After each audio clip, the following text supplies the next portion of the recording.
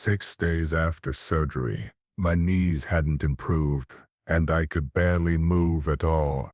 I had an appointment on the books to check in with my surgeon, who took one look at my swollen knees and decided to drain them instead of synovial fluid. He pulled 75 ml of dark pooled deoxygenated blood out of my right knee and 30 ml from my left. 10 days later the swelling had returned and he had to drain both knees again.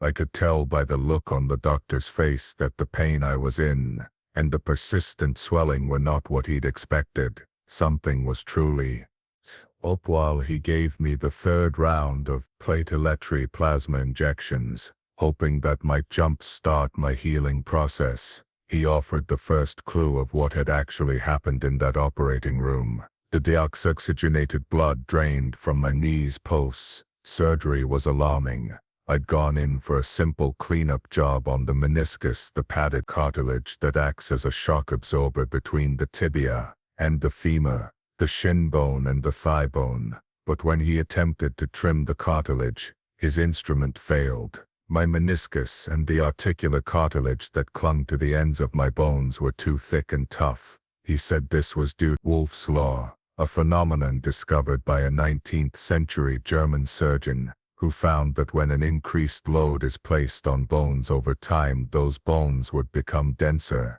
and much stronger. That sounds like a good thing, but in the knee it can lead to deterioration or irregularities in the cartilage, which cause arthritis. In my case, the meniscus layer of padding between the bones wasn't thick and smooth like a rubber mat. It was gnarled and twisted like bark and rough like mortar, and the articular cartilage was just as tough. Instead of cutting easily, it was damn near bulletproof. My connected tissue literally broke the surgeon's high-dollar medical shears. "Even your courage learned to stay hard," he joked. I didn't laugh much because these were details I should have heard in recovery, instead of over 2 weeks later. That bothered me, however. I couldn't help also feeling a perverse sense of pride. There have been so many times in my life when I felt injured or sick during an intense physical evolution, but refused to quit, which forced my body to become the great compensator. I have adapted to deal with several medical conditions over the years.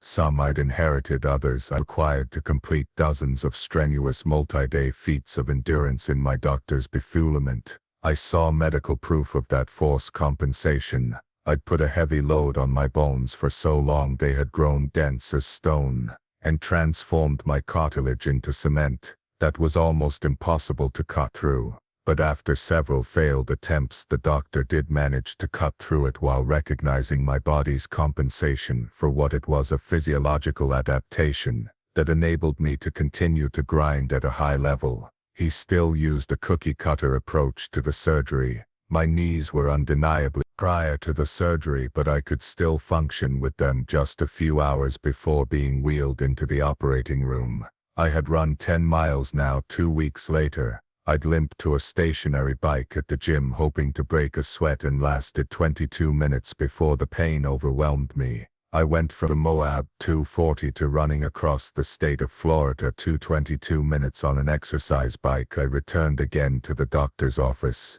a full month post-surgery, and when I told him how much anguish I was in and how little mobility I had, he downplayed it and in the next breath casually informed me that during surgery, he drilled into one of my bones. At no point during the run-up to surgery had he ever mentioned that as even a remote possibility, and despite seeing me in recovery and twice since then, he had never mentioned that he had drilled 2 small holes into my left femur, which was strange because it is not a procedure a doctor is likely to forget. He said that after removing most of the cartilage in my left knee, he wanted to tap my bone marrow so it would leak out, puddle up and create a clot that over time is thought to mimic the padding provided by an intact meniscus. He also mentioned that at some point during the surgery he cleared the O of anyone who was not a vital part of the process. This revelation didn't make me proud. It pissed me off. I have had several major surgeries in my life and I never received important and unexpected details. Pine Mill surgeons are trained to explain surgery at the earliest opportunity, but this guy wasn't playing by those rules. Starting on the day after surgery, there were several times Kish wanted to reach out and ask the surgeon to explain my level of pain and immobility because they were way beyond the expectations he'd laid out. I felt same way, but did my best to control my emotions and avoid hitting the panic button on the way home from his office. After learning about the holes he drilled, however, my anxiety spiked. That evening Kish and I did some investigating, and what we read online was unsettling. From what I gathered, it seems that he'd given me some type of microfracture surgery, and never said a word about it. After several sleepless nights, I texted the doctor at around 5 hours in the morning and told him I needed some answers straight up. To my surprise, he replied right away and continued to reiterate that the knees were only going to get better now that they've been cleaned up. I challenged him on the microfracture procedure. He said, a microfracture surgery has a minimum of 5 holes. He'll only drill 2 and that they should be filled in by this point. He said pretty soon I'd be back to running like I always had, and that nothing would hold me back. I had a hunch that this doctor was full of butt. The text exchange confirmed it. I could no longer trust him.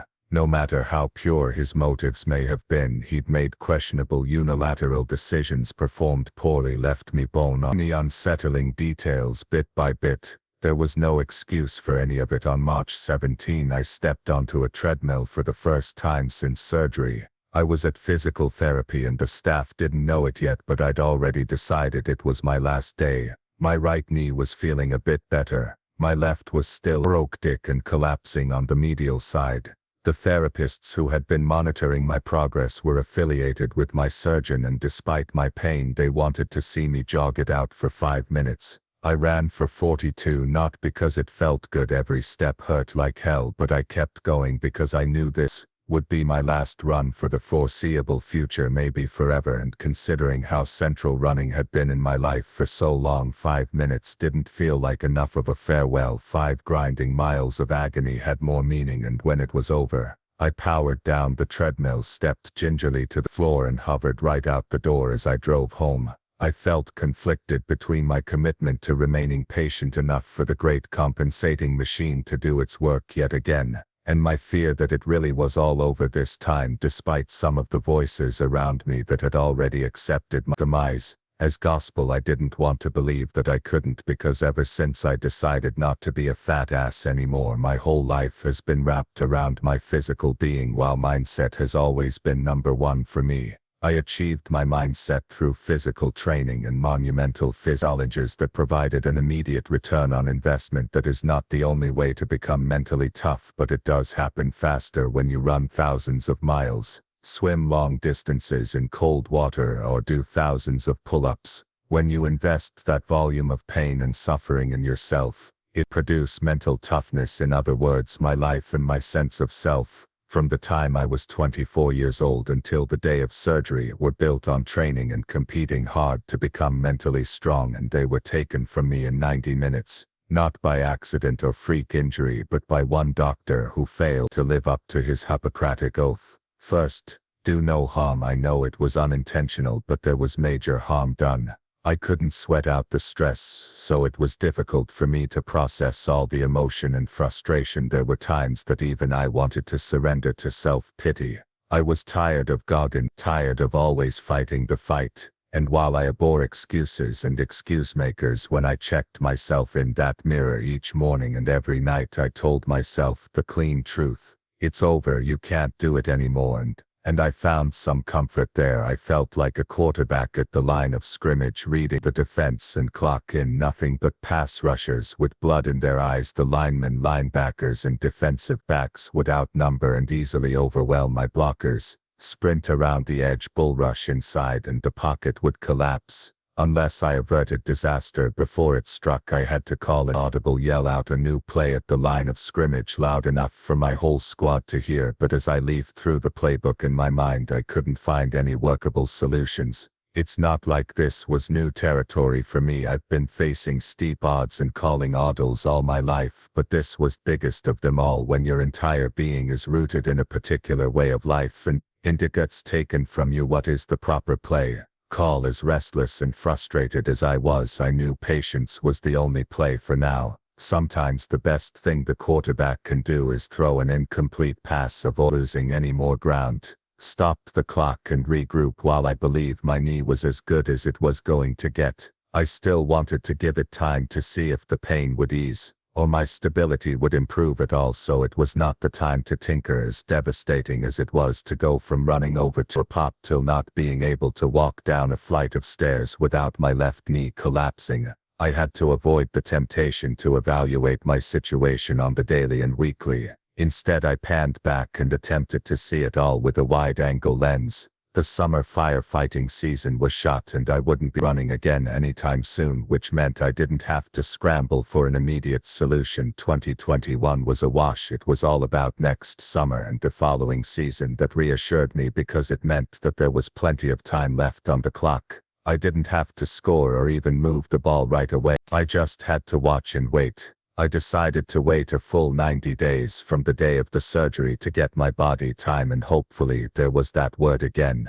compensate for the surgeon's poor judgment and errors. However, when those 90 days were up, nothing had changed. That all-out bliss was still coming for me, and the time for waiting was over. I needed to call a play for the next 3 days. Kesh and I parked ourselves at the kitchen table and scoured the internet. We scanned peer-reviewed studies, medical journals, hospital websites and physician bios, and found that microfracture surgery was usually the last resort for meniscus problems, and when that didn't take, joint replacement was the logical next step.